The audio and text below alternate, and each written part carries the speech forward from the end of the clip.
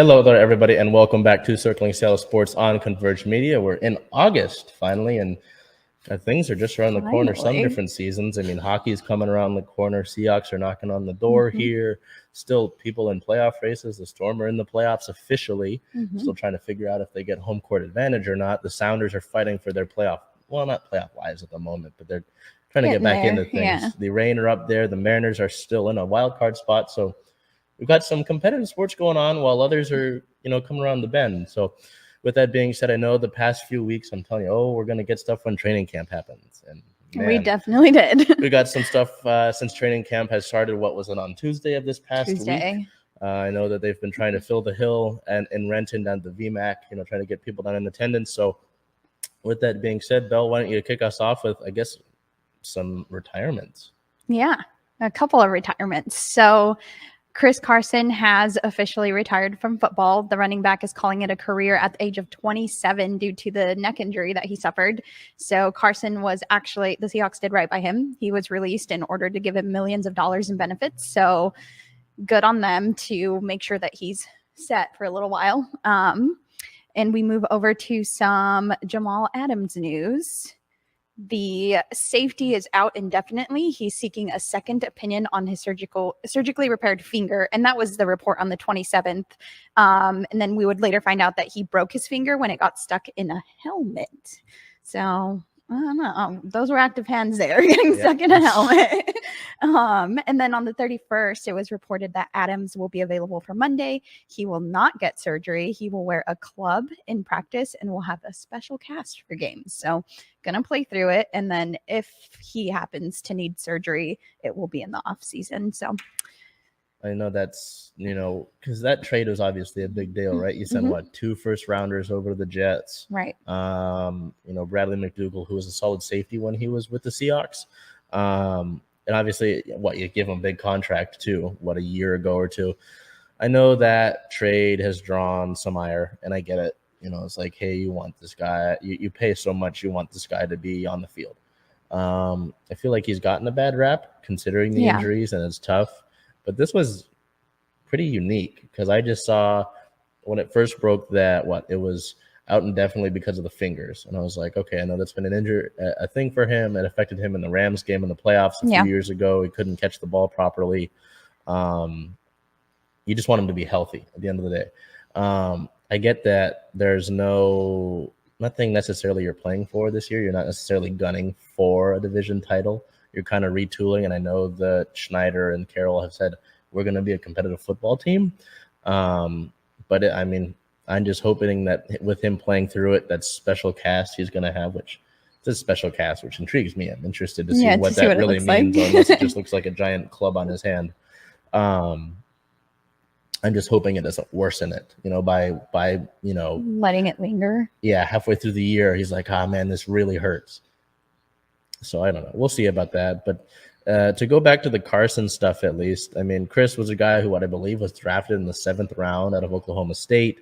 He was a guy that was productive. I remember him playing. I think this first game was against the Packers on the road in that game where Nazir Jones had an interception and then Jeremy Lane punched Aaron Rodgers in the face. There was that whole thing. But that was where Chris Carson, I really remembered him stepping up. Yeah. You look back to, I think, a few years ago in the opening game against Denver, he leaped over a guy. He leaped over against one of the Panthers. So Chris definitely made his mark. It was just tough with the injuries, right? And then you and I talked about it when the news broke. Again, we talked about it here on air. Anything with the neck you cannot mess around with because either he's paralyzed and it affects the rest of his life or it takes his life. Right. So good to see that the Seahawks did him right by giving him those millions of dollars in benefits. But obviously sucks because I'm sure he'd want to be out there. No, we'd been waiting on an update, and we did get one. So a thank you to Chris that all he contributed because he was fun to watch when he was on the field. He was. So. And we were talking about previously about that 1-2 punch with him and Penny in that position. Yeah. So it kind of, obviously we're going to miss his presence on the field, but like you said, health and life in general is prioritized for sure. So we will move on to some more team notes here. There is news on DK Metcalf, finally. So he did hold out in training camp. He was not participating. He couldn't participate because of that contract extension not being in play yet. But he finally got paid on the 28th. He got 3 years, $72 million extension with $58.2 million guaranteed. So DK got paid, and rightfully so. I think no one disagrees with the amount of money that he received. So, you ever seen the movie Jerry Maguire? No. My goodness, that's a big. There, you got to go see Jerry Maguire. There's a part of it. I think Tom Cruise is in it, but he's representing a wide receiver, and there's a very famous scene where it says, "Show me the money." Yeah, that's all I think about.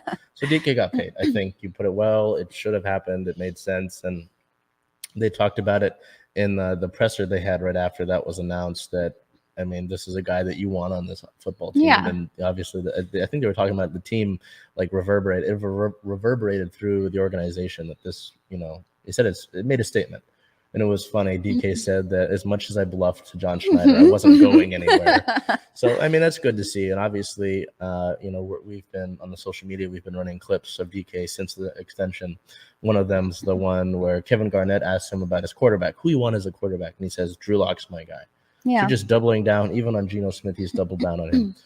You want, that's a leadership thing, right? Because it's, I want a guy, no, he talks about the guys on his roster.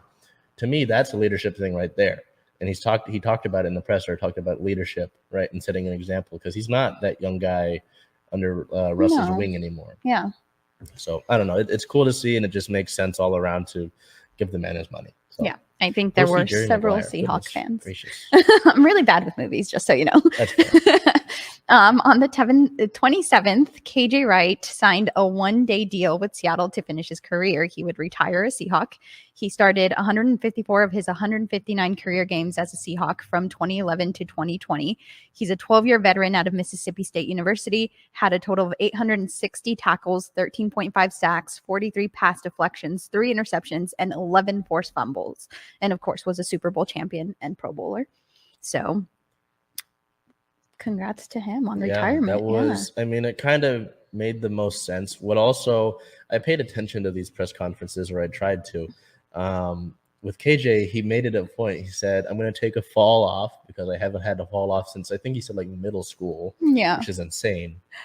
But he said he's not going to coach, which I was thinking that was his next step. He said, I'll be in the organization however they'll want me, but I don't want to coach. I was like, because he said, he talked about the commitment that is like showing up early and kind of doing what he did as a player. It's just a lot.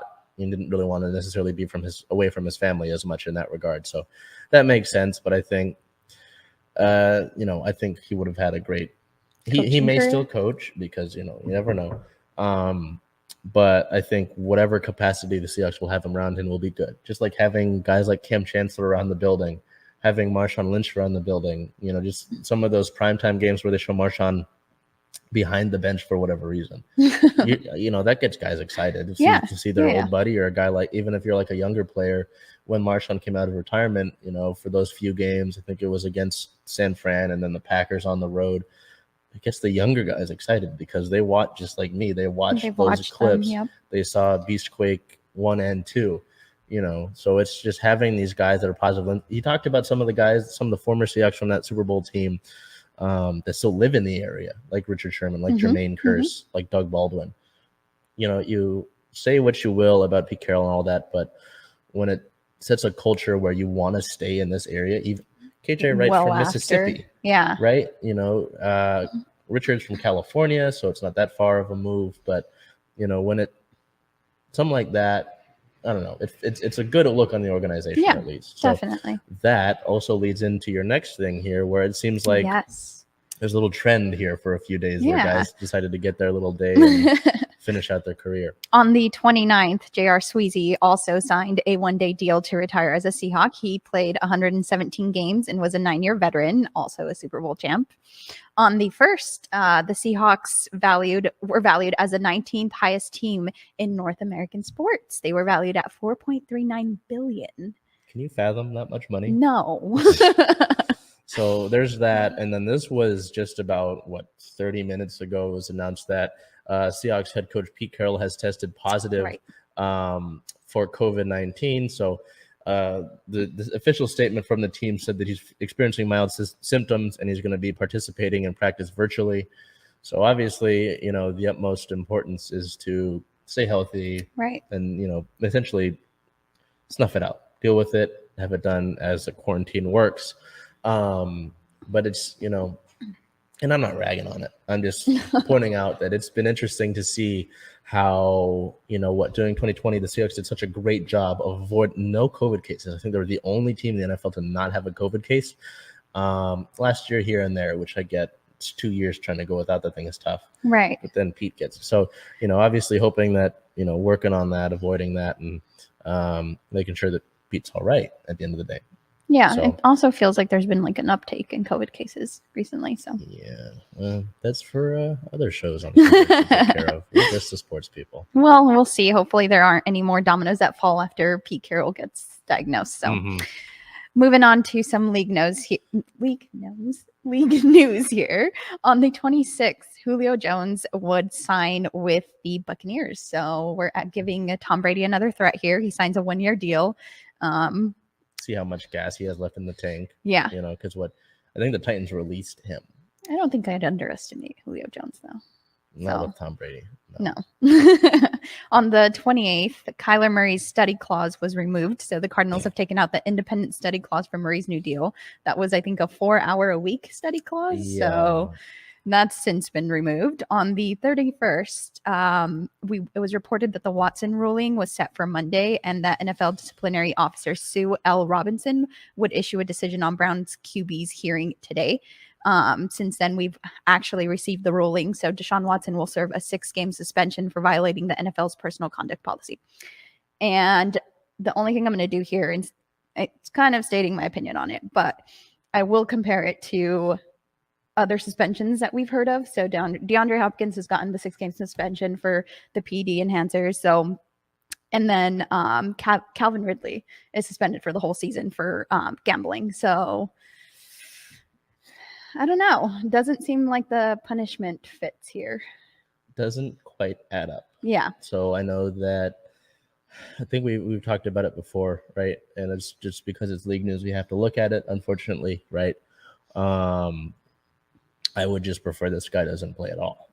Yeah. Again. And it's just really, you start to look at some of the clauses in this ruling. I know that the NFL will further look at the ruling and see if they want to pursue that. Because I believe this is a recommendation. I don't know if it's because it's Sue L. Robinson's decision, right? It's not, I don't think that's the NFL's officially stamp on it. Yeah. Because I think what I read was that the NFL will look at it and they'll review it. So there could be more that comes into play, but the ruling was, there wasn't enough evidence, which, words we can't use on air today. Doesn't make sense to me, So it's a big deal, obviously, but I think you do bring up a good point. And the NFL has had its issues in the way that they punish different people for different things, simply put, right? It's obviously blanketing it, but there is an issue, and the discrepancy of $1,500 for Calvin Ridley is what he bet, and indefinitely, you mentioned. PEDs, what was that for Hopkins? DeAndre Hopkins, that's also a 6-game. 6? Yeah. So that's, you just got to look at them, leave that comparison there, and that's all you really need to do. Yeah. So some much happier news here for some people. Another wide receiver gets his bag. The 49ers have extended Debo Samuel. So Samuel and San Francisco ink a 3-year, $73.5 million deal. Doesn't get as much money guaranteed as DK Metcalf. He gets $58.1 million. So not much less, but hey. I wonder what if there was any news said about that. I'm pretty sure I saw it on Twitter immediately, the comparison. So as we move forward here, looking ahead, August 1st through 5th and the 7th is Seahawks training camp. And you have a little note there that says live. So yeah, those all will be broadcast. So I believe it's on the Seahawks Twitter and social media. They'll have links available so that you can watch practice if you'd like. I believe the 6th is like a closed one. They're not gonna, stuff they don't want to reveal to the public that might get out. So, but all of those ones, if you need to get that Seahawks itch scratched a bit, you can. Well, I think we'll retweet those links just so you can get those available to you. So with that being said, we move over here to our Seattle Mariners, who, it's going to be, I'll just tell you now, it's going to be not the easiest stretch of things since the All-Star break. Play that Astros series last week at home is obviously a little bit tough. The Astros, cheating or not, are still a very talented ball club. That's all I'll say about that. You've got this Rangers series that we'll talk about. You played the Astros again for 4 games, which is brutal. But thankfully, that's the last time they'll play Houston in the regular season, so get that out of the way.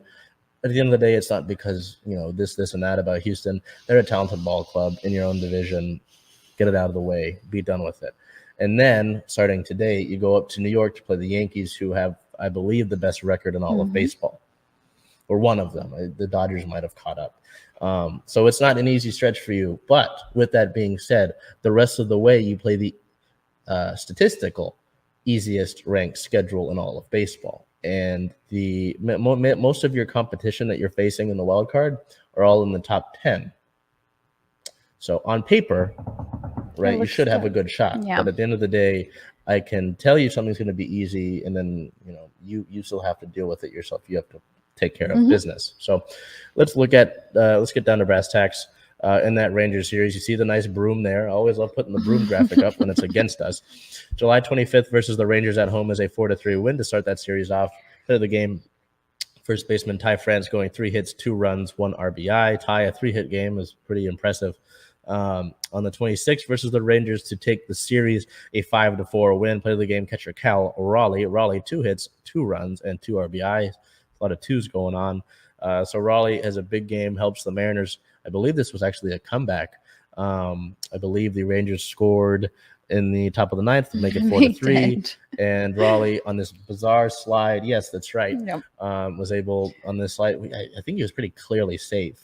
It definitely looked like that to me. And so the Mariners take the series there. July 27th versus the Rangers, a day game, a matinee game versus the Rangers to complete the sweep. Thanks to our little broom fella there. I think I'm going to buy a little mini broom and bring it to games with a sweep opportunity. A 4-2 win on the 27th. Play of the game, center fielder Julio Rodriguez, 1 hit, 1 run, 3 RBIs. A 3-run homer late gives the Mariners a go-ahead lead, and they never look back. So this is a nice series to bounce back. You play what? Leading into the All-Star break, you're playing Texas. Out of the All-Star break, you play Houston. You play Texas here. You play Houston. A lot of Texas going on. Too much. But you get back to business. I mean, the Rangers are still a talented ball club. They've got talent on their roster. I won't deny that. But I know that there was some reservations with certain fans in the fan base about Julio's wrist. This was something that he didn't play in that Houston series. We talked about it. First at bat back, he hits a home run. He looked good. So at the end of the day, my point is with Julio, you don't want to aggravate it and make it worse. Bottom line is I'd rather have him miss 3 games in July/August than miss anything in October. Late September playoff run type thing. So, and then in that July 27th game, he hits a 3-run bomb to give you the win effectively. So I would rather mitigate the effects now than deal with them later, simply put, at least in my opinion. Heading down to Houston to start a tough road trip. 4 games against the Astros. July 28th at the Astros, a 4-2 loss. One that Seattle was in up until late. Alex Bregman had a great game. I believe he had 3 RBIs, effectively put the Mariners to bed. Play of the game, Ty France, 1 hit, 1 RBI. Tough game offensively there for the Mariners. Speaking of tough games, on the 29th at the Astros, an 11-1 loss. Play of the game, center fielder Julio Rodriguez, 2 hits, 1 RBI. Responsible for the only run of the day. July 30th at the Astros, a 5-4 win, so they get 1 win of the series. They avoid a 4-game sweep. Play of the game, right fielder, I'm saying right fielder, Abraham Toro, 1 hit, a 2 RBI base hit late to give the Mariners a lead, and they would be able to hold on late. And then July 31st in the final game of the series, unfortunately, a 3-2 loss in 10 innings. Player of the game, left fielder Jesse Winker, 1 hit, 1 run, 2 RBIs, a game-tying 2-run homer in the top of the 8th. Ties the game up for Seattle late, but unfortunately, Yordan Alvarez walks it off in the bottom of the 10th inning. So I only take so much stock in these Astros games because I know we're all excited. We had the 14-game winning streak. This is a team that's different. It's got Julio on it, Ty France on it. There's a lot of good talent on it. There's a trade that we're going to get to. At the end of the day, Houston's been able to make their ball club through the draft. And, signings, trades here and there, all that, yada, yada. But they're a talented ball club nonetheless. And I think right now they are better than you. Go through free agency this offseason, maybe we'll look at that again. But right now, yes, it's not a crime or a sin to say they're a better ball team than you, So I don't take much stock in that. Obviously, you can lose that series and still be in the wild card spot like you are right now. Mm-hmm. You'd like to take care of that. You look at the 3-2 loss, the 4-2 loss. You'd like to win those games, right? And I'm sure a few guys could help you win those games. Being healthy could help you win those games. Having Julio win still in that July 31st game, you think that doesn't, affect that? So I don't put as much pressure on there. I think being in the wild card spot right now and playing Houston specifically and the injuries that are there, I think there's a heightened stress from some fans. Hey, you need to do this now. You need to win these games. You need to make this trade. We're in August. We have the full month of August to play, September, and then some games in October. The season isn't over tomorrow, So I think my dad says this all the time. You don't want to get too high. You don't want to get too low. And during the 14-game winning streak, you don't want to think you're going to a World Series. At the end of the day, after losing this series to Houston, you don't want to think your series is over. Right. Your season's over. Maintain an even keel. We'll get back to things, right? So tough kind of week. Obviously the sweep is nice, but overall offense could be, we look at 2 runs, 4 runs is fine. 5 runs, 1 run, 2, 4. So you're kind of middling in your offense. So I was the only player of the week. I had Ty France, 17 plate appearances, 6 hits, 3 runs, a double, a homer, 2 RBIs, 10 total bases, 2 walks, a 353 average, a 4.55 on base percentage, a 5.88 slugging percentage. Both of those added up equal a 1.043 OPS. So Ty continues to be important, but it's a pretty good segue to injury-related news. You're facing some injuries right here, and the slope of a 162-game season, some guys are going to get banged up. We look over to injury-related news here on the 28th. We got a bunch of updates. Diego Castillo, relief pitcher, is likely back immediately after his 15-day IL stint. Manager Scott Service says that he is likely only going to need 5 to 6 of those days. But they couldn't go down shorthanded in Houston. They needed to put him on some injured list so they could get another reliever. So that's why they placed him on that. Taylor Trammell was sent on a rehab assignment on Sunday. I believe he got on base 4 times that day, so that's pretty nice. Ken Giles is set to throw a live bullpen here soon in Arizona, so hoping that Giles is able to get back sooner rather than later so you can get more of that relief pitcher depth. And then the next steps with Mitch Haniger are to see him playing back-to-back days in the outfield and complete games in the outfield, seeing his return sooner rather than later. I was told to look at potentially Friday when the Mariners are back against the Angels, but that's not for sure. What Jerry DiPoto said is it's really up to Mitch and how he's feeling following his rehab assignment. I know he had some good games down in Tacoma. Looks like he's getting his timing back, but at the end of the day, just like with Julio, you don't want to rush these things. Yep. So because then we're in the same slump and we have to go back on the IL and we go back to another rehab. It's just a cycle. So that's what I'd rather be safe than sorry. Mm-hmm. Ty France related news. So injuries with Ty as we go to this great photo that Liv got of the broken bat. I love that photo.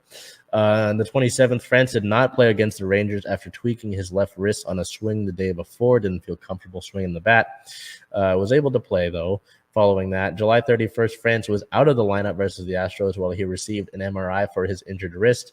He is not expected to require a trip to the injured list and does aim to play one of the games against the Yankees in this upcoming series, but will be out these first few ones. Again, to be sure of this, I know that he dealt with a wrist injury last year. It was what kept him out after he had a good start to the season. So it's just like with some of these things, again, play it safe. Come back against one of these games against the Yankees and not worry about it as much. Julio Rodriguez also, we talked about Ty, and I know we mentioned it with Julio. Julio had to go to the, I believe it's the 15th, there's a 10 day IL with a right wrist contusion. So it's the same thing. He got hit by a pitch in one of the Astros games, wasn't feeling comfortable picking up the bat. So at the end of the day, why would you make him play through it? You don't, simply put. So I don't have a timetable for you on when we'll see Julio again. But that's, again, something that I would rather him, heal up and feel better. But there's no structural damage. The MRI, the x-rays came back negative. So that's probably your best case scenario, considering that he got hit. There's also an interesting stat that the Mariners have been hit like 36 times by their AL West opponents, and they've only hit 9 batters. Kind of a discrepancy. There was some stuff with the Astros broadcast where they're like, oh, there's a narrative here, and they're basically trying to pit the Mariners as the bad guy because George Kirby hit Jose Altuve in the last game. And the Mariners have been hit way more than they hit their opponents, so I'll just put that out there. We head over to team-related news. It's a pretty busy week. It was. As we ramp up to the trade deadline, which is tomorrow, so I'm keeping this thing active. Over to the Yankees landed Frankie Montes. Frankie Montes is a good pitcher from the Athletics, so the Yankees get stronger. I don't believe he'll pitch against the Mariners, but we could see about that.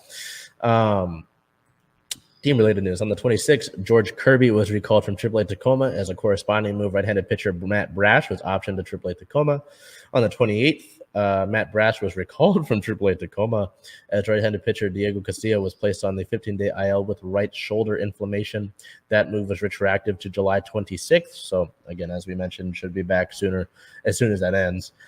On the 29th, the big deal that I was talking about, the Mariners landed ace pitcher Luis Castillo in the trade with the Cincinnati Reds. Seattle receives right-handed pitcher Luis Castillo.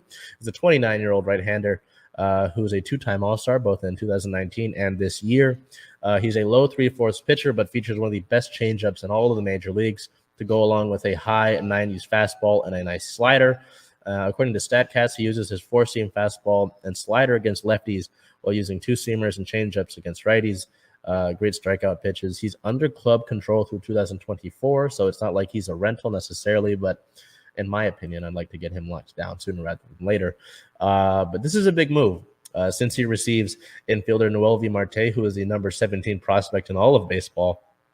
Infielder Edwin Arroyo, who was a draft pick last year but has rocketed up to the 92 prospect spot in all of baseball. Right-handed pitcher Levi Stout and right-handed pitcher Andrew Moore. So, yes, you look at it, 2 great infielders.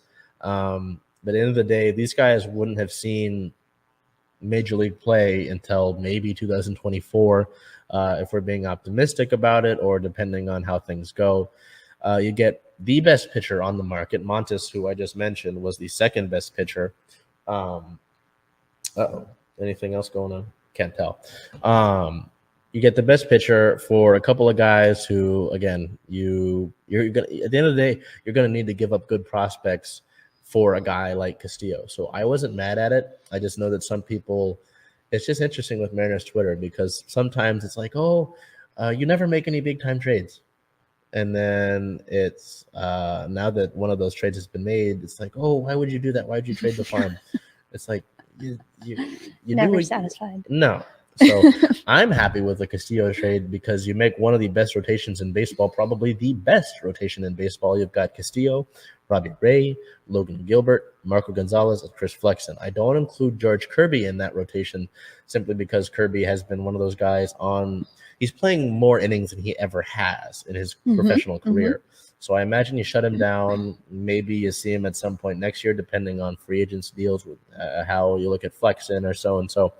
But all of those guys are quality pitchers, and you just give yourself more of a chance to win ball games. It's just you look at the contrast of things. Your offense has to pick up. You have to be able, because Luis Castillo can have all these great games for you, but if you don't provide him run support, it doesn't really matter. So this is a good trade. Again, he's under club control through 24, so I'd like to get him extended. But I was happy with it. You get, again, the best pitcher on the market. Frankie Montes, the second best pitcher, has just gone to the Yankees. The Astros acquired Trey Mancini, who's a slugger from the Orioles. I told you I got to keep this thing active because things are going on. Oh, boy. the trade deadline's tomorrow, so we might have more news for you by the time this drops out. The Mariners, we'll get to it. I'm skipping ahead here. But overall, I like the Castillo move. Did you have any thoughts on it? Because I know I talked about, how some of the fan base looks at it with the prospects, but do you have any look out on that sort of thing? Yeah, I think it makes us stronger overall. Like you said, we've had some good pitchers already, but definitely looking forward to seeing him on the mound as well. Yeah, I am really looking forward to whatever game that you or I are going to be at. Yeah. We get to see Luis pitch because I know that Suarez and Winker talked about, the guy he is, and they're just excited to have him around. Yeah. So that'll be a lot of fun. Also on the same day, I'm sorry, Phillips, I feel like he gets overshadowed because the team claimed right-handed pitcher Phillips Valdez off of waivers from Boston, optioning him straight away to AAA Tacoma. On the 30th, there was a lot of roster moves because of these injuries. The team selected left-handed pitcher Brendan Bernardino from AAA Tacoma. The team recalled outfielder Jared Kelenic from AAA Tacoma. They selected outfielder Jack Larson from AA Arkansas, which is interesting. Jack Larson made his MLB debut, so congratulations to Jack. The team placed outfielder Julio Rodriguez on the 10-day injured list with a right wrist contusion. The team placed infielder/outfielder Dylan Moore on the 10-day IL with back spasms. And the team designated left-handed pitcher Anthony Mashevitz for assignment. So Jared Kelenic is back. I know that people had been waiting for his return, but Kelenic gets his return because of the injuries. He's been doing well in Tacoma, and I know they said they'd bring him up when they felt he was ready. I think this is kind of a call to action right here because you needed it. So I'm going to say, too, I want you guys to be generous with Jared's time here because yesterday he took a 6 a.m. flight to Houston. He got to the ballpark during the game, and he got like 10 swings in the batting cage, and they said, "You're going in." And so he now, after that game, had to get on another plane to New York. Yeah. So let's give Jared him some time a to grace settle period and let him, because that's got to be tough. Oh, definitely. Can you imagine all that? You were playing in a game the day before, get up at 6 a.m. on a flight, go to Houston, the game. Get like no warm-up, go in the game. And now you're playing one of the best teams in baseball in the Yankees. Yeah, that's a lot. So I really do. I know it's a tough trade, but I really do hope Jared steps up because he's 23. Again, I'm rooting for him too. So give him a grace period. We'll see how it goes. I almost jumped the gun when I talked about this news here. The Mariners, talk about the Reds. Someone said the Seattle Reds. The Mariners are reportedly one of the 3 teams pursuing Reds infielder Brandon Drury. He is a utility man for the Reds, playing all over their infield. He has a 2.2 WAR this season to go with a 272 batting average, an 8.45 OPS, and an 125 OPS plus. He's one of the names not named Juan Soto. That's one of the better bats on the market. I know that Adam Frazier's been playing better as of late. If he had been playing poorly to go into the All-Star break, I'd say, yes, you got to make a trade for Brandon Drury. But I know that there are still calls for another bat because of you just want to add more offense. Excuse me. At the end of the day, you're never going to have enough offense. I'm interested to see if this trade gets made. I don't know if it does. I mean, including the offseason with Winker and Suarez, and now this with Castillo, you've already made 2 trades with the Reds this season. Seattle Reds. But I wouldn't be opposed to it. I know that with Marte being traded in that Castillo trade, it probably puts you out of the running for Soto, and fine, sure. When he becomes a free agent in 2024, sign him then. But I know that Dipoto has said they're still looking at maybe another reliever, and they're going to try for another bat, but it might be hard because of just circumstance. So as you can tell with things going on, things are still happening. So you never know. And we'll keep you updated, obviously, on social media, and then we'll recap it next week if you don't follow us on social media. But I advise you to do so you can keep up to date. We had a lot of news already break this morning. A lot of updates. On the something else just happened. Oh, gosh. Oh, okay. It's just the return for the Montes deal. Don't care right now. On the 1st of August, as you said with the Seahawks, the Mariners are viewed as the 73rd most valuable franchise in North America at $1.77 billion, which is a lot of money. And also, the Mariners traded left-handed pitcher Anthony Mashevitz to the Kansas City Royals for cash considerations. So DFA'd turned into cash considerations. Money. As we get to league notes here in the Soto saga of things, on July 28th, the Padres were deemed as a front-runner for Soto. The Yankees were not and were effectively taken out of the running. Thank goodness. On the 29th, the Nationals made a final offer to Juan Soto contract-wise. If they don't trade, they will trade him if a deal couldn't be reached, and it seems like a deal hasn't been reached. ESPN's Jeff Passan said that it's highly likely that Soto is traded before the deadline, giving him an 80% chance of a deal being done. On the 30th, the Padres were readying a big Soto deal featuring some of their top prospects. The Nationals reportedly, after the Padres made an offer of 4 of their top prospects, upped their price to an additional top prospect. So they said, no, we want another. Countered. On the 31st, it was viewed as the Dodgers, Cardinals, and Padres as the final 3 battling for Soto, with the Cardinals upping their offer. So, I mean, we'll keep up with it, but it doesn't seem like the Mariners are going to be in play with it. For this trade deadline, maybe he'll end up a Mariner in offseason of 2024. What time is the deadline? Is it time, I believe it's midday tomorrow. Okay. Should have something by then. Yeah, we'll see. Continuing with it, on the 29th, Shohei Ohtani was non-committal on his future with the Angels. Ohtani says, I love my team. Right now, I'm an Angel, and that's all I can focus on. With news that Ohtani might potentially be traded, it got a headline this morning that the Angels are not going to trade him this deadline. So he still could end up somewhere else this off soon, but for now, he's an Angel. On the 30th, 2 teams in the AL, 2 different teams in baseball are ready to sell. The Giants and the Red Sox are ready to sell basically all of their veterans. The Red Sox not taking calls on Rafael Devers or Xander Bogaerts, and the Giants are ready to sell on their veterans. So interesting to see who might be moved here before the deadline as teams stock up. So we'll see what our Mariners do, but they've got a pretty hefty task ahead of them before anything else. They sit at a 55-48 record, second in the AL West still. They are second in the wild card, 3 games behind Toronto for the first wild card spot, a half game ahead of Tampa Bay for the third wild card spot. Looking ahead, they play the Yankees, as you can see here, August 1st through 3rd in New York. The first and second are 4:05 p.m. starts. The third is a 10:05 a.m. start Pacific time. And then they come back home. They get a rest day on the 4th. They come back home to play the Angels in a 4-game set. Friday, the 5th is a 7:10 start. The 6th is a doubleheader day with a 1:10 start taking place, and then a 7:10 start on the 6th, and then the 7th is a 1:10 start on that Sunday. So is this the first time they're meeting again since the brawl? Yes. So that'll be fun. Yeah. Won't it? With that being said, the Storm continue here. They clinched playoff berth, but not things. Not everything is sunny in Stormland. It was pretty stormy. On the 28th, they traveled to Connecticut and lost to the Connecticut Sun. That was a close one, but they just couldn't get it done. That was an 88-83 loss. Our player of the game for that day was Tina Charles with 14 points, 10 rebounds, 5 assists, 1 steal, and 1 block. On the 30th, they traveled to Washington to play them back-to-back. Their first matchup here on the 30th was a win, 82-77. We have 2 players of the game, Jewel Lloyd with 27 points, 3 rebounds, 1 assist, 2 steals, and forward Brianna Stewart with 18 points, 5 rebounds, 4 assists, 1 steal, and 1 block. She was really all over the board there. And that would clinch the playoff berth in the win. However, they would play again the next day, and I believe that would give a better idea as to where they were placed in home court. So on the 31st, they played the Washington Mystics. Unfortunately, they just couldn't get it done in the end there. They lost 78-75. Our player of the game was Brianna Stewart with 23 points, 5 rebounds, 3 assists, 1 steal, and 1 block.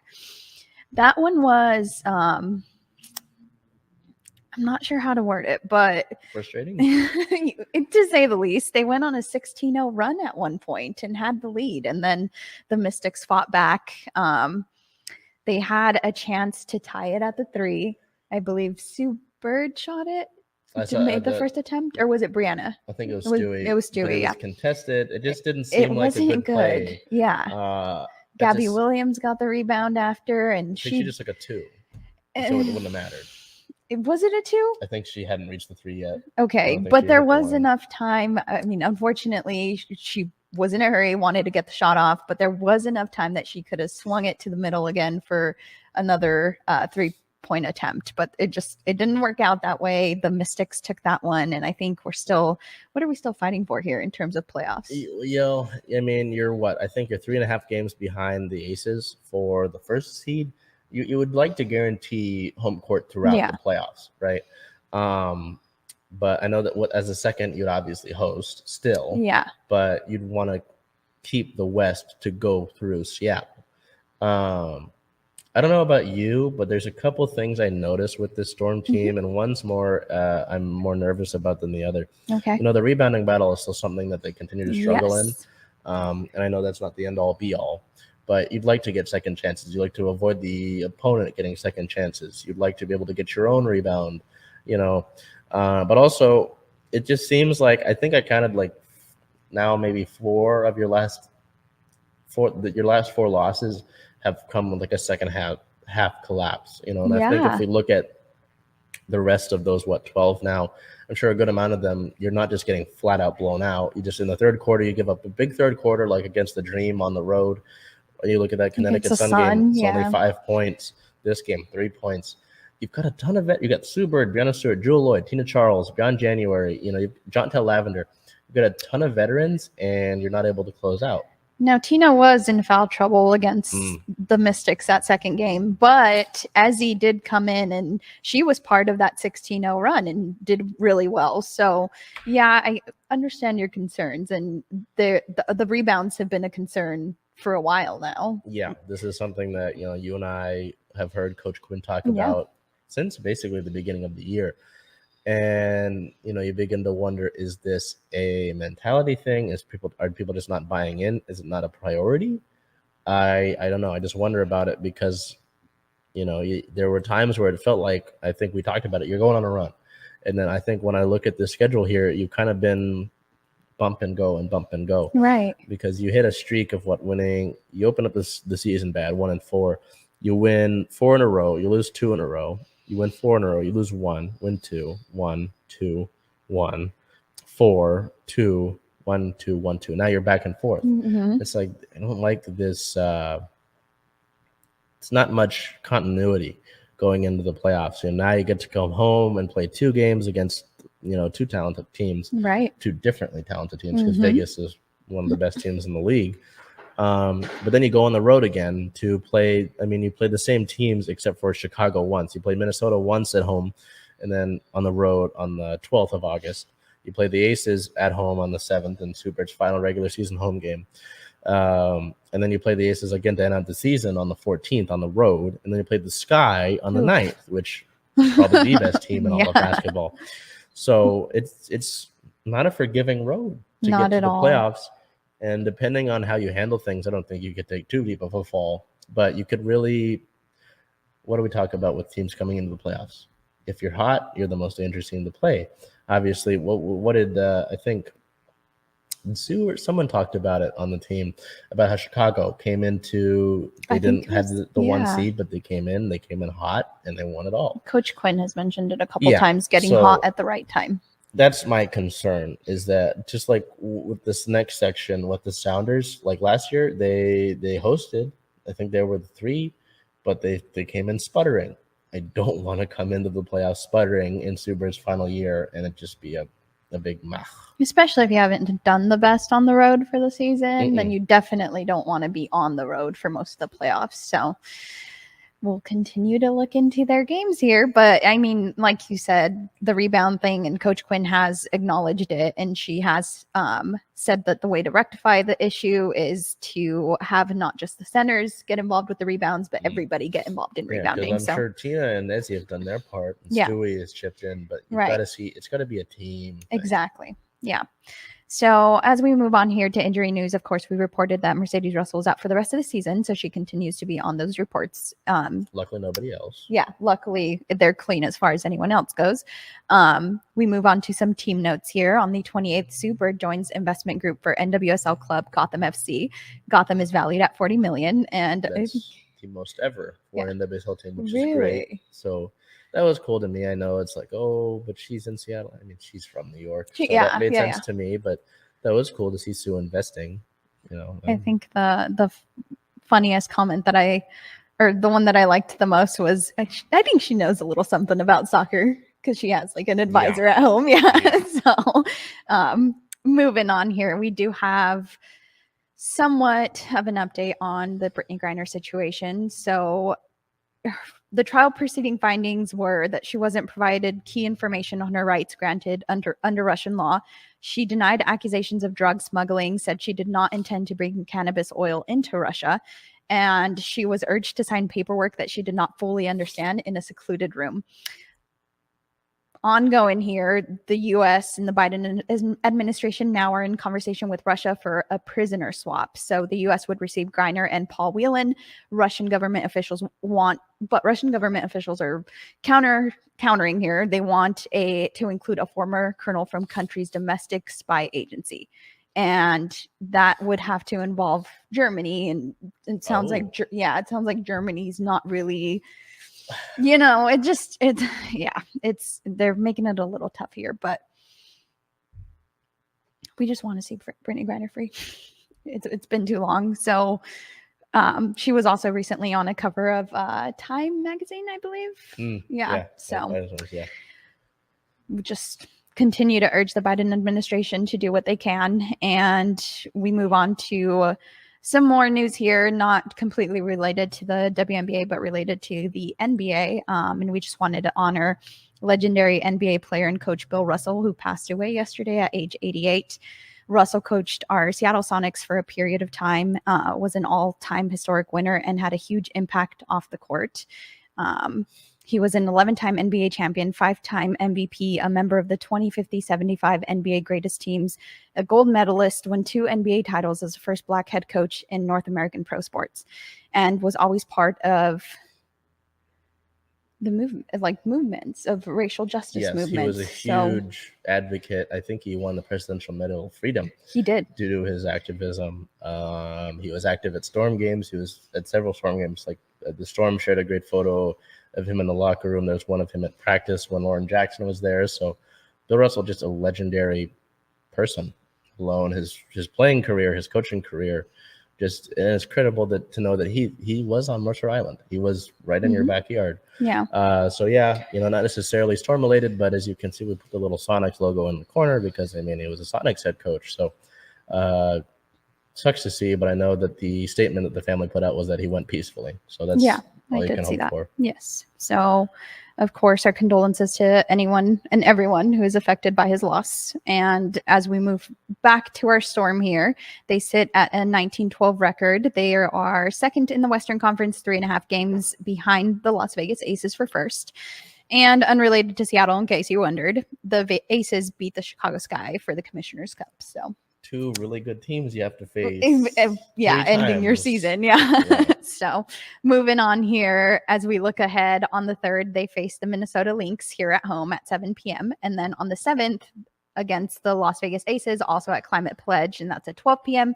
Completely sold out. We'll have a full arena of 18,000 fans, and that is Sue Bird's final regular season home game. So should be an exciting one.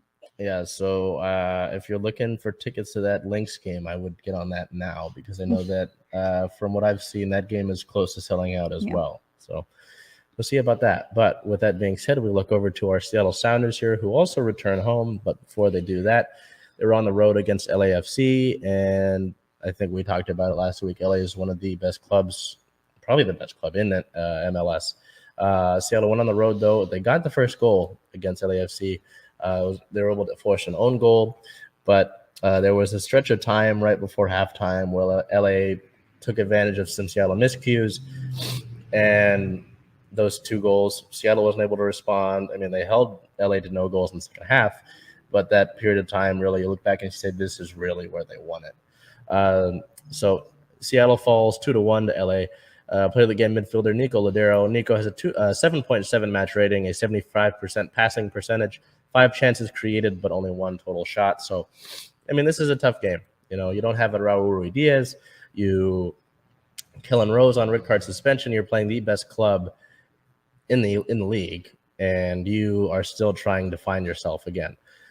So it's tough, but it's also like, hey, you lost to LA. You don't like doing that. They have a great atmosphere down there. At the end of the day, it's the Sounders are looking for their form again. I know we've got comments under. I was unsure. I didn't want to say they'd found their form again following CCL. There were some periods of time where they were doing well, of course they found that for him. They won this. I'm like, have they? We've got a long season. And you see them, they kind of sputtered. They beat the Rapids, yes, which is great. But LA, this one a little bit less. I'll give them more slack because it's the best team in the league. They added Chiellini and Gareth Bale, but it's still, you've got to find, you're the Seattle Sounders. You hold yourself to a higher standard, and you're still battling. Every point matters. So if you had drawn this game, you still would have gotten 1 point, and you would have inched closer back to a playoff spot. You're, I believe, 2 points out of a playoff spot right now. So you see how much even splitting points is important to you right now. You don't have to make up leaps and bounds, but you got to pick up points eventually. You can't keep dropping them. So tough, but nothing we can do about it right now. In terms of injury-related news, on the 28th, the injury report against LA, obviously João Paulo and Obed Vargas are out with season-ending injuries. Kellen Rowe, red card suspension, was out, and then Raul Ruidiaz was questionable. I don't believe he actually suited for that game, though.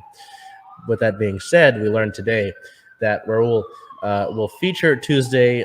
Will be available, but is unsure if he's going to start or come off the bench. And this is, again, just like with Julio and Ty France and those injuries, we want to play it safe, because I know Raul's had his respective leg injuries, or I think it's just hamstring mostly, but you got to be careful with it, because I'd rather have Raul for a playoff stretch than, a game here and there. So, I mean, obviously still important, but we'll keep an eye on that. And team-related notes, on the first, the Sounders were valued at $705 million, the fourth highest club in MLS. Looking ahead, their record sits at 9 wins, 11 losses, and 2 draws. They are 9th in the Western Conference at 29 points, as I mentioned, 2 points out of a playoff spot. They play a key team this Tuesday at home in FC Dallas, August 2nd versus FC Dallas is a 7 p.m. kick. Dallas is 4th in the West, so you're playing against one of the teams that you're looking up at. Right. So you'd like to take care of that. And then after that game on Tuesday the 2nd, you play August 6th at Atlanta United, and often Atlanta is one of those teams that they're tough to play against. They've been one of the teams that have been most consistent in the Eastern Conference for success. They're near the bottom of the table in the Eastern Conference, but you play them on the road with a noon kickoff PST. So I know I can tell you that they're bad, but it doesn't matter unless you make them look bad, right? You have to still play the game. You have to get the points. So important matchups there for our Sounders, who look to crawl their way back into a playoff spot. With that being said, I know that things kind of slowed down from what we've looked at the past few weeks with the Kraken, but still some news for our hockey team. By the way, if you have not seen it yet, I was able to interview Everett Fitzhugh, Kraken radio play-by-play broadcaster, the first African-American full-time broadcaster in the NHL, and the only, I think, Black broadcaster in any professional level in North America for hockey. So go and check that out. It's on the Converge YouTube channel. It's just a few videos down, I believe, or you can check out our playlist, Circling Seattle Sports, here on Converge Media. With that being said, Belle, let's take a look at a few things that took place for our Kraken here over the past week. They still remain a little bit active here. On the 26th, the team re-signed forward Ryan Donato to a 1-year, $1.2 million AAV deal. Donato had a career year last season, posting 31 points in 74 games. A quote from Ron Francis here on Donato: Ryan elevated his game last season, and we're happy to have him return to the Kraken. And he completed a career year and will hopefully eclipse that in the 2022-23 season. On the 28th, before I move on here, I mean, do you have anything to say in terms of his performance and this move? Donato, he's kind of a guy, how do I describe him? Kind of scrappy, he's not like a big guy. He's not, he had 31 points this past season. He was a valuable contributor. I know that they were avoiding arbitration with him because depending on so-and-so, it could give him more money than Seattle wanted to pay him. I had a few friends that wanted him to come back, and he did. I think this is a good move. You just add more talent to your lines. With hockey, right, you've got 4 lines of guys that are always on the ice offensively. Yeah. 4 times 3. So you're going to need 12 forward centers, all that. I don't think it hurts having Donato on this roster at all. It's a 1-year deal, and it's kind of like, okay, this was great. I need you to do it again. Or just replicate success, because you don't want to see 1 year and say, okay, go ahead, here's a longer term deal. Yeah. So I think it's good. I think this adds, continues to depth. I don't want to say depth because Donato had a great impact, and he's not just a depth guy. Yeah. But you've got not so much. You've got a lot of talent on your forward group. So I think it's good to see, and I like seeing this get done. I know this is something that I had a few friends that were like, "Oh, why didn't you sign him? Why not?" And then finally it happened. So I think they were just working through it. But good to see Donnie back. Moving on to the 28th here, the team announces that Kansas City Mavericks will be the new ECHL affiliate for the team. It's a multi-year affiliation that begins this upcoming 22-23 season. So just like with the minor leagues in baseball, right, obviously the Kraken are the pro team. The Coachella Valley Firebirds are right below them. And I believe from there it goes, I think the hierarchy goes Mavericks and ECHL, Firebirds and AHL, and then Kraken in the NHL. So it's just more areas for your team to develop, just more of your actual affiliate instead of having guys, maybe like last year you shared the Charlotte Checkers with the Florida Panthers, just building your own development system effectively, I believe is what's taking place here. On the first, the Kraken were viewed as the 106th most valuable franchise in North America at $860 million. Which is the only thing I'll say is it's interesting to me that they were higher than the Pittsburgh Penguins, and Pittsburgh's been around for a while. So just interesting to see where our teams stack up, And moving on to some league news here on the 28th, it was announced that there will be new NHL jerseys after the 23-24 season, as Adidas will no longer be the NHL supplier. Do we have word on what brand we're moving on with here yet? No. Safe bet, I would say, is Nike. Yeah. Baseball, Nike. Yeah. Football, Nike. Basketball, Nike. Yeah, it's just how it is. Monopolies, make things. You like to see that, but I know, working in retail with the Kraken, we had issues just getting some of these from Adidas, and the jersey was the hottest selling jersey in all of hockey. So I think over time that relationship with the NHL might have deteriorated. And so we'll see. CCM is a good hockey brand. I think Reebok's done some hockey, but everything points to Nike. Money talks. Yeah, right. Sure. Who's got the money to up there? So that's what I would imagine. And that closes out our Kraken section. So we'll move on to the OL Reign. So we head over to our OL Reign here, who I believe last week it was quiet. They had a week off. Yes. Due to, there was a clause that had been put into the CBA where they got a week off, which it's kind of fun to look at now because they had a game on Saturday and they play a game on Tuesday. It's like, so you take a week off, now you get to play a close few games. Anyway, over the past week, the Reign played down in LA versus Angel City on the road. They would go down early. They would go down 2-0 early, but would mount a great comeback to win that game 3-2. Play the game defender Sofia Huerta. Huerta 1 goal, 1 assist, 3 chances created, an 8.9 match rating.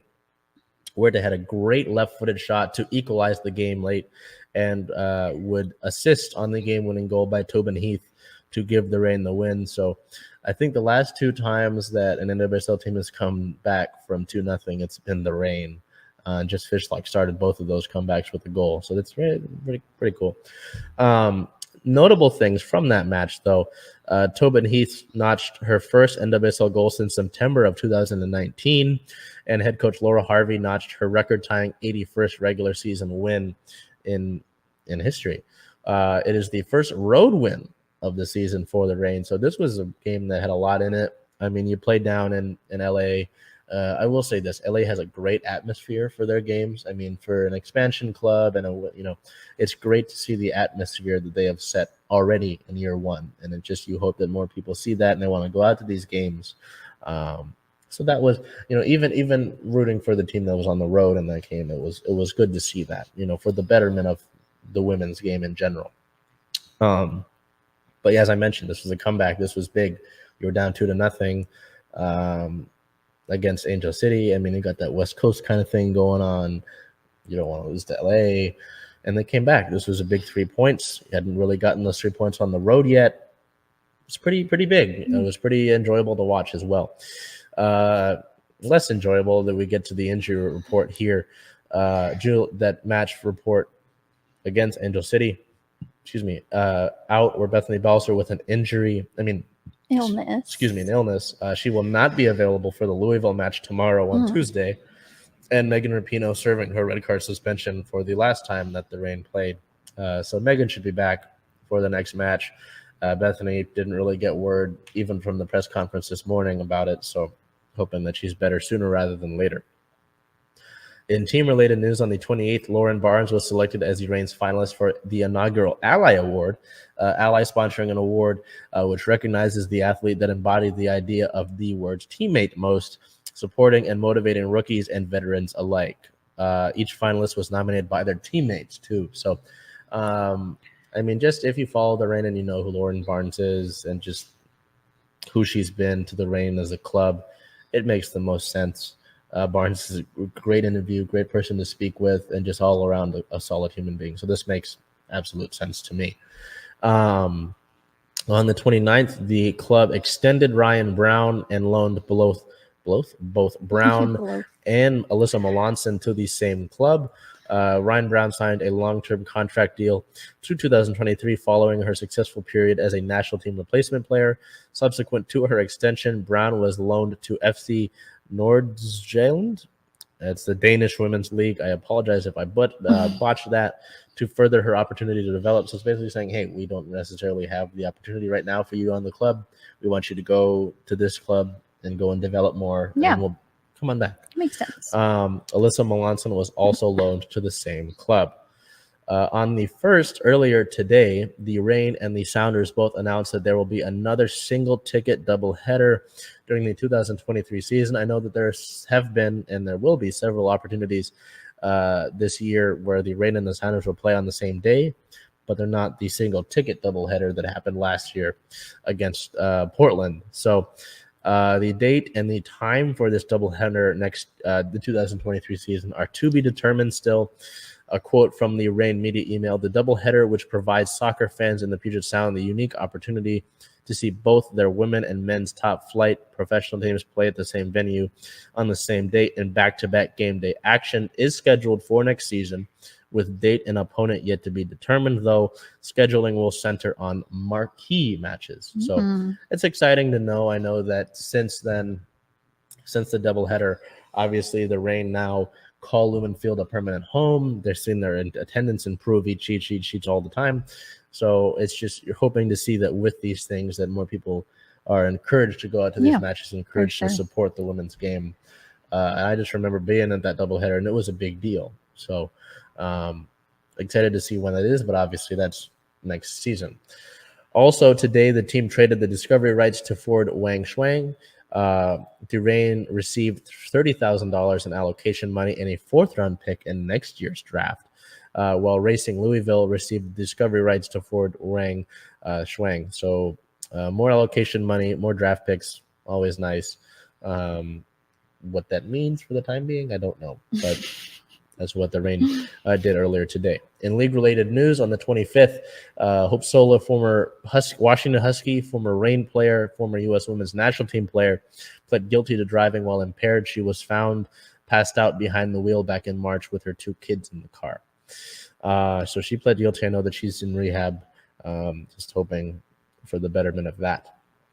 On the 29th, North Carolina Courage's Jalen Daniels missed a match versus the Washington Spirit after refusing to wear a Pride-themed jersey, and this gained flack from all over the league, and as it should. That's just outright ridiculous, and the fact that someone that has that kind of view is in the league is kind of disappointing. I know that when she was signed by the Courage, this garnered attention because she's done things like this in the past. So to have brought her back is its own thing. With that being said, we look ahead for our Reign here, who sit at a 5-win, 3-loss, 5-draw record. They are 5th in the NWSL with 20 points on the season.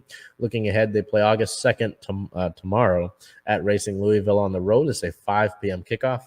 And then August 7th back at home for the first time in quite a bit versus the Houston Dash for the first time on the season, I believe. I could be wrong, but I believe it's the first time they've matched up against Houston with a 3 p.m. Start time. So with that being said, we have a really small, well, not really small, but a small still important tidbit of Seawolves news. Yeah, the Seawolves hold the following picks in this year's MLR draft. Round 1, pick number 12. Round 2, picks number 3 and 12. And round 3, pick number 12. Yeah, so obviously I think pick 13 is going to be the winner. So since you're the runner-up, you get pick 12. But interesting to see what the new wave of Seawolves is able to contribute, because again, we talked about it when the season ended, and even technically before the season ended, when we thought it had ended, when they were mathematically eliminated, that this club, with a bunch of different pieces, whether younger and older, were able to find a way to win games, and even to the end, right? Because obviously with the disqualifications of Austin and LA, were able to make the playoffs and then make the championship. So I think that these next group, maybe they're able to contribute right away, or maybe they just help this team be good for years to come. So always interesting to know where that is. As you can see on the graphic, the draft is the 18th of this month, a Thursday. It'll take place on 4 p.m. Pacific time, and we'll tweet out a viewing link for that when that takes place. Awesome. No Dragons news. I know that with the whole announcement of them coming back, it's been quiet. Star of the week. Bell did not see one fit for Star of the week. I chose Tobin Heath for the Reign. Heath, is someone who spent a long time. She's played soccer for quite a bit. As I mentioned, she hadn't scored a goal since 2019 in September in the NWSL. She comes on as a substitution late and is able to put a goal away to win the game for the Reign as a substitute. It's been really interesting to follow Heath's journey, because this was a big deal when it was announced, because she was a big star in general. But it was like, I believe she's a free agent after the season, but it seemed like she's really enjoying herself with the Reign. She's talked about how comfortable she's been here. She's always liked the Pacific Northwest. She used to play with the Portland Thorns, and she always said she liked it up here. So maybe she stays long term. Regardless, to just have someone as valuable, to just have that knowledge, to have just the person, to have the player, is great for this Reign club. It shows your depth, and it shows why I'm sure you're able to loan players like Brown and Melanson out, so because you've got the talent on the roster right now. So great to see that, and like a win like that to be spearheaded by Heath's goal. That kind of comeback really shows up when you start to get to playoff time. It's like, hey, this is what this club is capable of. So I went with Heath there just because of that effort. Kind of bumpy week. Not necessarily anything that stuck out, but also, again, want to memorialize Bill Russell there and what he was able to add to Seattle sports as a whole. So we look back at things. The Seahawks training camp is underway. Injuries, retirements. The Mariners trying to get back on track. They got a tough assignment starting today. The Storm, kind of bumpy, kind of weathering the storm there, trying to get back into a groove of sorts. The Sounders, same exact thing, basically. The Kraken continue their offseason. We don't have an exact date on training camp for you quite yet. The Reign, a nice comeback win. They've got a 2-game week ahead of them. The Seawolves, we find out about some draft picks. No Dragons news. So with that being said, I also want to take a moment to give a shout out to our colleague Trey on a holiday. Trey is dealing with a loss. So with that being said, and it's been said across the whole Converge family, we want to give Trey and her family, the best wishes, the best prayers that we can in this time, and just welcome her with open arms whenever she's ready to come back. So we're thinking about you, Trey. Hoping you're doing all right, and we'll see you back in studio whenever that may be. So with that being said, unless you've got anything to add, I think we can leave it there. The only comment that I would add is that if you missed out on the Storm game for the 7th and still want to go support women's sports, you can catch the Reign in Lumen Field. There you go. So until we see you again, hope you all did okay during that heat wave that just passed. Take care of yourself, be well, and do whatever you can to make today a great day.